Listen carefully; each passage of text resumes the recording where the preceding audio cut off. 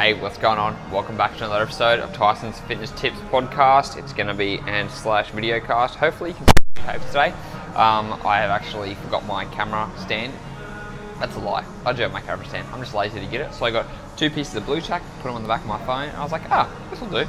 Nice clear wall behind me so I can maybe put up a little bit of fancy things here. Maybe. Who knows? Anyways, today's topic, we are going to be talking about Instagram.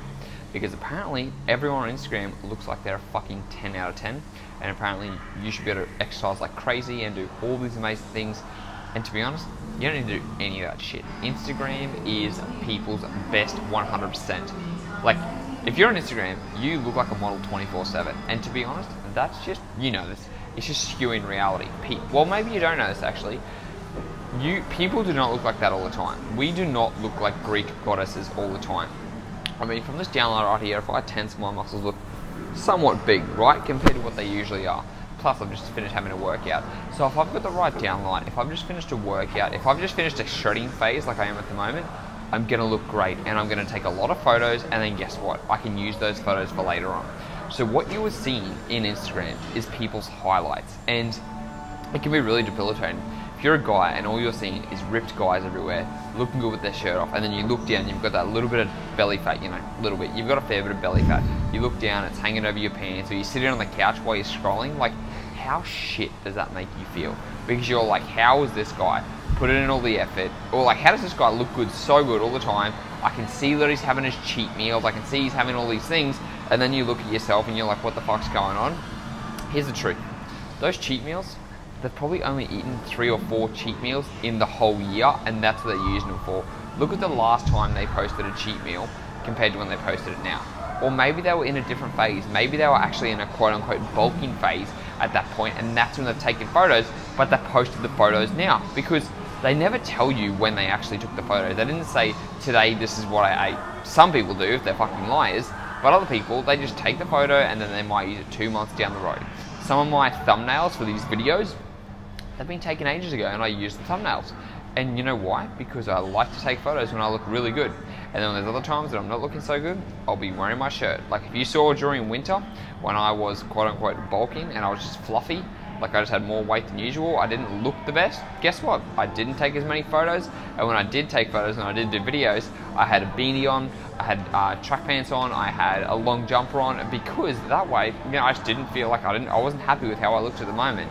I didn't want to be showing that all over Instagram, especially when you see all these fitness athletes showing their best self. And that's what everyone does. Unless you're an athlete, unless you are a fitness competitor, anything like that, you're not going to look shredded at 7% body fat all the time. So don't fall for that trick. Don't let that bullshit of people's perception affect how you feel about yourself. Because if you get in that negative effect and you're like, fuck man, I'm going through the grind, I'm trying to diet at the moment, I'm trying to lose weight, while everyone else looks like they're having fun and having the time of their life and eating their cheat meals and stuff like that, it's like, man, like, you're really just putting yourself in a negative hole, and you don't need to be in that negative hole. You just need to realize that that shit is not happening all the time, and you really need to get out of that mindset, because I get caught up in it all the time. I'm constantly comparing myself, especially since I am a personal trainer. And I don't look amazing, right? Like, there's nothing special about me. I haven't got any special genetics. I just know how to lose weight, and I just want to look good with my shirt off, and that's it. But then when I look at the people who I aspire to be like, people like a guy named Grenade Fit, Jamie Alderton, or I look at, who else do I look at? Eric Buck, who's my coach. Like, those guys have awesome physiques, and I know I'm never going to reach that, and I constantly see it, and I'm like, man, like, I really wish I could look like them. And it's kind of just like, you got to catch yourself and be like, all right, hang on, like, what's going on here? And when you do that, when you constantly catch yourself and you're just like, whoa, this is actually not real at the moment, like this, this is not perception, this is not real life. Like, you have to remind yourself that, because it's easy for your brain to get tricked. Our brain doesn't know that we're looking at photos that are from 3 years ago from someone, or our brain doesn't know that we're looking at people who aren't around us at the moment. Like, this psychological factor plays a big important role. It can really change your mindset. And if it gets you in the down and dumps, and it makes you want to stop exercising, it makes you feel bad about yourself, it makes you feel like everything you're doing is just worthless because you're never going to get the quote-unquote body you want, then like, you probably shouldn't be looking at those people on Instagram. You can simply remove them, or you use those people as inspiration. So use some of those people who you see, especially transformation photos. Like, if you see my transformation photos that I show of my clients, like, they're not 60-day transformation photos. they're 4 months, 5 months, 6 months. And you know why? Because the transformations that I achieve with my clients aren't short-term results that are going to go backwards. It's long-term results that are going to be able to keep. I've got photos from clients who have been training with me for 2 years and who have still obtained a good amount of body fat, who have got to a low amount of body fat and kept it, but it's because they built in the habits. So look at the motivation first of all. Look at normal people like yourself who are just average guys who want to lose some weight, who want to look good with their shirt off, and follow them. Don't follow the fitness professional, the personal trainer, the athlete, whoever it is, whose job it is to exercise and to look good naked 24/7. If that's even a thing, which it's not because they're taking a lot of photos.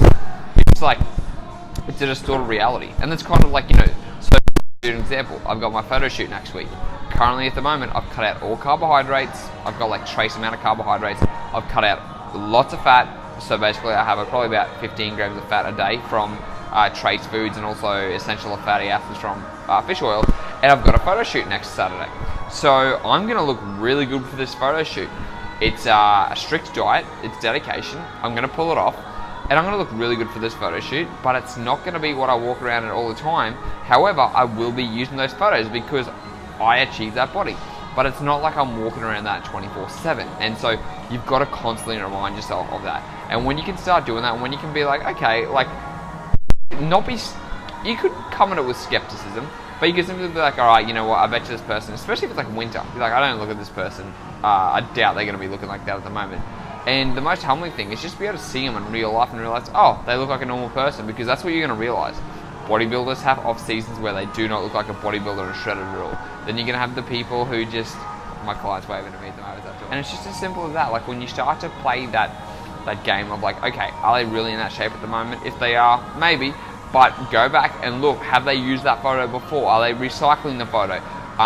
Was the photo taken in like a certain lighting? Because you got to remember that too, down lighting, post-workout. Even you and your goals, if you take a photo of what you look like post-workout under a good down light, anyone can fucking look amazing. So if you can fool yourself, just imagine what a couple of filters can do on Facebook or on Instagram, and then just a couple of tweaks here and there, people completely change the way they look, and it gives you that fucking false sense of reality, and it can either make you feel like shit, or you can start to play that rule in your head and be like, oh wait, I know what's going on here, and then you simply just go about it every day. Because like, I still follow Eric and I still follow Jamie, and I know that I'm never going to look like them, but I always also use them for motivation too.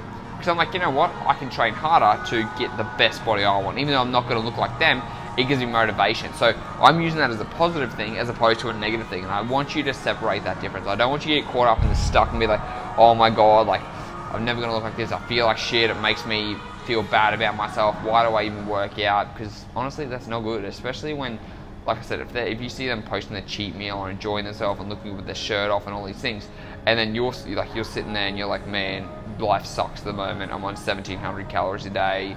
I'm not eating anything. I'm just depressed. Like, no one wants to be in that position. You don't want to be in that position. You don't want to feel like you're missing out on the quote-unquote good life when everyone else is enjoying themselves. So don't get fooled by that, right? Just remind yourself. I know it's going to be hard at first, but the more you can do it, the better it's going to be. Then you remove those negative people from your life, or from those things that make you feel negative. And then from there, what you can do is you can slowly start making better choices, feeling better about yourself, and just keep putting in that hard work. Because remember, a lot of it is Instagram is just everyone's best highlight. Everyone looks amazing on Instagram. You're going to see photos of me looking amazing on Instagram. You're going to look amazing on Instagram. Everyone's going to look amazing. It's their highlights. And then when you have a look in their backstories, that's when you see the dirty secrets come out. Not dirty secrets, but they're not always on their A game and stuff like that. They just share shit. And if they aren't sharing their stories, then you know something's going on. So, just want to give you a quick tip about that today, because I know a lot of people struggle with Instagram at the moment. I hope it was helpful. I'm going to be doing some more videos tomorrow. If you have any questions, make sure to comment down below and ask. Until next time, don't forget, pick up the 23 recipes of high protein diets that you can get from tysonbrown.com.au/20 recipes. Speak to you next time.